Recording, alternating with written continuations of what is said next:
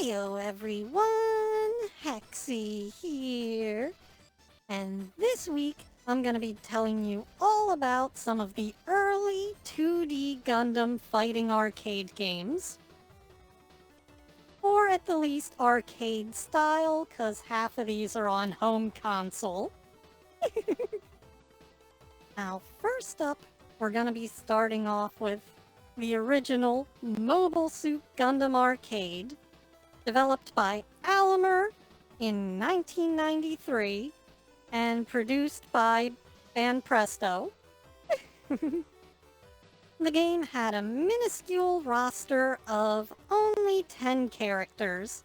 However, 3 of those characters were just recolors, that being Char's Gelgoog, Char's Zegok, and the Salem-ass version of the Gundam, which I'm pretty sure is non-canon. The game suffers from having very simplistic controls as well as a distance-based combat system, which meant that your moves changed based on how close or far you were from your opponent. So sometimes I'll be trying to pull off a complex button combination, and because of how far away I am from the opponent, they'll move into my close range combat zone and completely reset my combo, making it so that my buttons don't pull off the move I thought I was trying to pull off. This is probably the most rough around the edges one in the series, and the most difficult to play. But if you are just looking for a good time with some friends, then you could do worse. There was a sequel called Gundam X Review that came out the next year by the same publisher and developer, and it has 14 mobile suits, which is quite the upgrade. Getting rid of some of the recolors and adding in the AK guy and the gun cannon. It's also one of the first times that we would see the Domo in a video game from Gundam Katana, and now you can play with it in Gundam Battle Operations 2, but back then it was quite a novelty to see one of these side story only mobile suits in a video game. The controls upgraded to using 4 buttons now, so it's a lot easier to pull off your combos. It's still not great though because it keeps that distance-based system, but now there's a dedicated grab button, so if your enemies are getting in your face, you can throw them across the screen for some big damage. Just 2 years later, in 1996, Shin Kaido Senki Gundam Wing Endless Duel would release on the Super Nintendo, developed by Natsumi and published by Bandai. So this is the first time that Bandai would be taking over the license and making their own Gundam games. The game features several mobile suits from the Gundam Wing series, and one of the options lets me play as Librarian Lady Une, so of course I needed to play as the serious glasses-wearing, top-bun mommy type. This is the first time in the series that we get normal, regular, modern fighting game controls, so it was a lot easier to use my combos.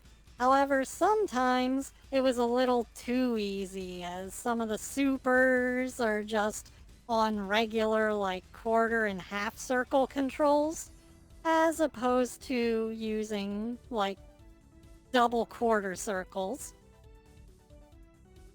That being said, though, there's a larger emphasis on shooting moves in this game, so you can fight at a range. It makes it a lot easier to deal with those opponents who just want to turtle in the corner, and it also allows you to keep the action going as your mobile suits dash from side to side on the screen.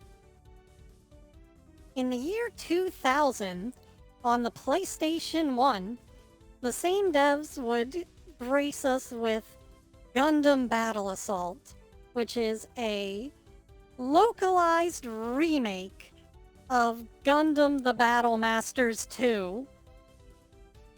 Now, the first Gundam Battle Masters only came out in Japan, so I can't really talk about that too much. But Gundam Battle Assault basically replaced Amuro with Hero Yui because Gundam Wing was popular, and there were a few other changes to the game that, were different from the original Japanese one.